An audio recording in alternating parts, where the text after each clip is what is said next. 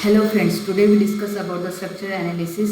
So I, Professor Muna Santosh Ogle, Assistant Professor in Kekewak Institute of Engineering, Education and Research, Nasik. So today's topic we discuss about the approximate method for the analysis of multi-story building. So in that multi-story building frame subjected to lateral loads are statically indeterminate and exact analysis by hand calculation takes much time and effort, but using simple assumption, approximate analysis of frame with good estimate of member forces in the frame, which can be used for the checking the member sizes. In approximate method of analysis, statically indeterminate structure is covered to statically determinate structure, then analyze for member forces using law of static.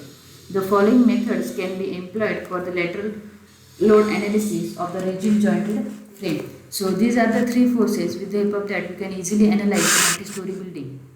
In that, number one, portal frame, second, cantilever method, then third one is the substitute method. So with the help of these three methods we can easily analyze the multi-story building. So today's topic we discuss about the portal frame method. So the portal frame can be defined as a two-dimensional rigid frame that have the basic characteristics of a rigid joint between column and beam. Portal frame construction is a method of building and designing the structure. So with the help of this portal frame, you can assume some assumptions. So in that, three assumptions are there. In that, number one, the point of contraflexure are located at the mid height of each column. The point of contraflexure are located at the mid span of the beam. Then third, the portal method is based on the assumption that for each story of the frame, the interior column will take twice as much shear force as the exterior column. So with the help of these three, we can calculate the multi-story building forces. So for this third assumption, we can simplify with the help of this one example. So here one real example is there, and here the lateral shear force is acting, and we can divide this lateral force into these three shear forces by twice the magnitude interior column as compared to the exterior column. So with the help of this approximate method of analysis, we can divide this frame into this frame into at the point of contraflexure point. So this is the analysis. So let us start with the numerical. So this is the one numerical analysis of the multi-story building by portal frame method.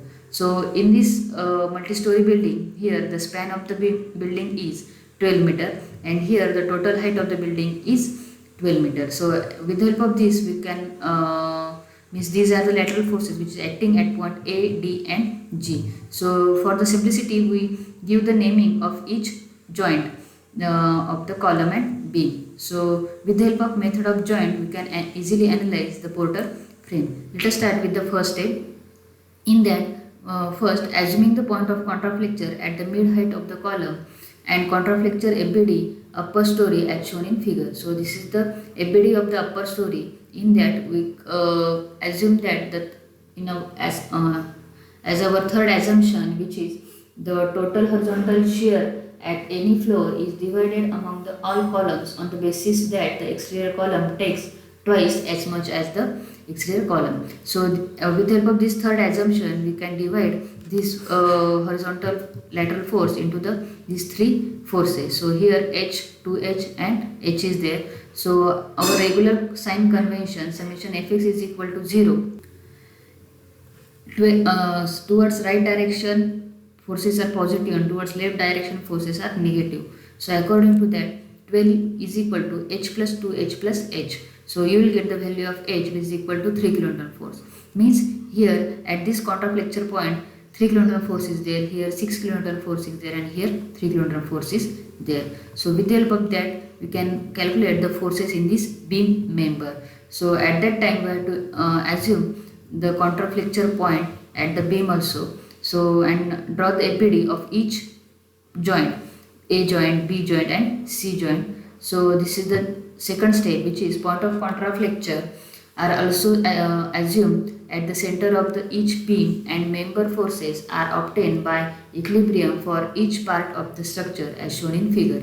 So see here Here we have to draw the ABD of joint A, ABD of joint B and ABD of joint C. So here this 3 kN force which is already calculated in the previous step, here 3 kN force, and this 12, these are the two known forces are there, and the dimension 2 meter and this 3 meter is there.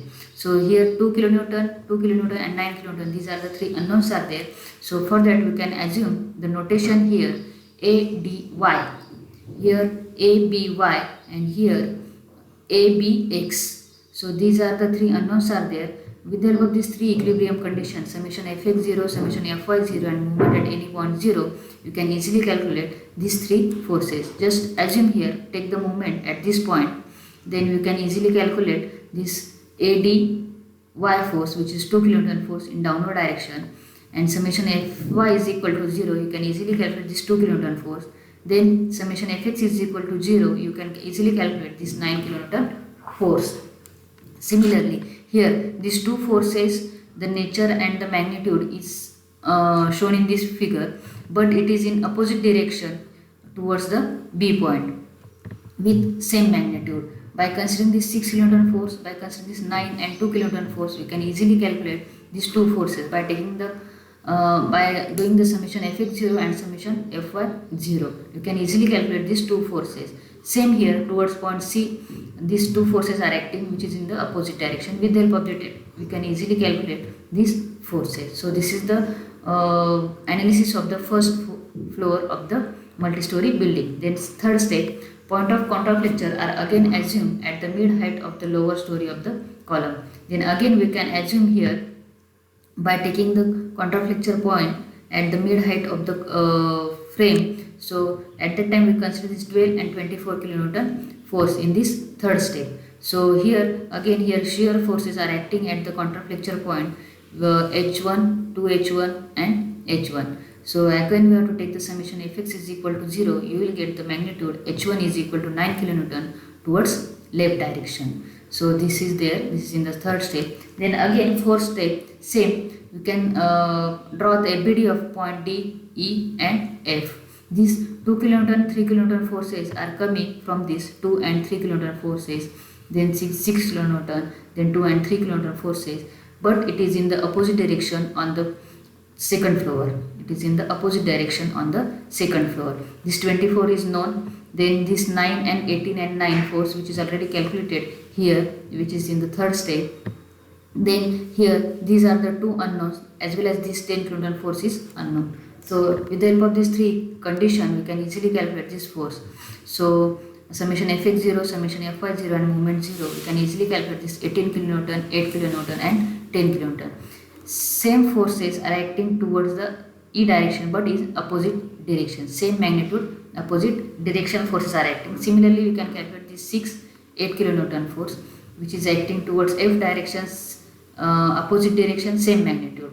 Similarly, we can calculate this force which is equal to 10 kilonewton. So this is the analysis of the second story of the building. Then in third step, we can divide the multi-story building at the contraflexure point of the third lower story. So the fifth step is there. Point of contraflexure are again assumed at the mid height of the lower story of the column. Then again we can here consider H2, 2H2 and H2. By doing the summation fx is equal to 0, 12 plus 24 plus 24 is equal to H2 plus 2H2 plus H2. So according to that you will get the value of H2 is equal to 15 kilonewton load which is towards the left direction. Here 15, here 30 and here 15 kilonewton force. So again same procedure, we have to consider the joint G joint, H joint and I joint, and by considering these 9 and 10 kilonewton forces from the second floor, 9 and 10, 18 and 9 and 10 forces which is acting on the third floor. This 24 is already known, 15 is also already calculated in the previous step. This is 15, 30 and 15 kilonewton force, 15, 30 and 15 kilonewton force. With the help of same equilibrium condition, summation fx0, fy0, movement 0, we can easily calculate these forces 16 and 18 kilonewton and 26 kilonewton.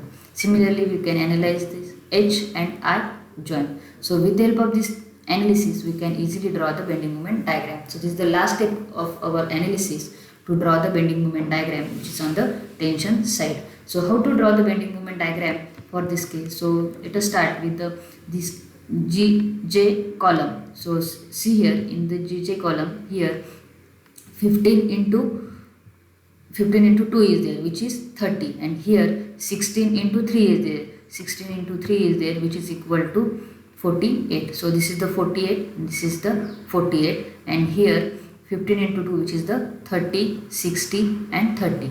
This is for the lower frame. Then for the second frame, so here 9 into 2, which is 18, and here 8 into 3, which is equal to 24.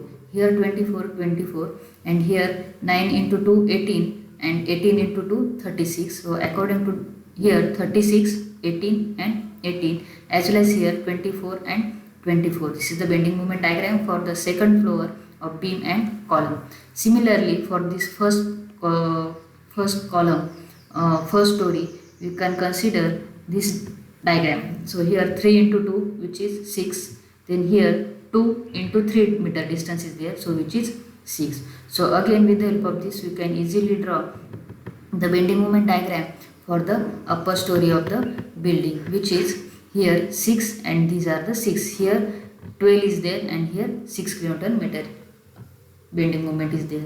So this is the bending moment diagram on the tension side. I hope all of you understand how to analyze the multi-story building with the help of this portal frame method. Thank you.